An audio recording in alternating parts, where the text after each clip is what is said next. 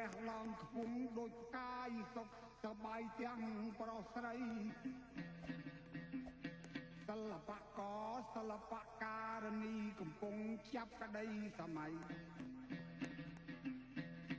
សូមបើកទុំពណ៌ថ្មីបន្តស្នាដៃពីគង់ណៃខ្ញុំបាទអើយ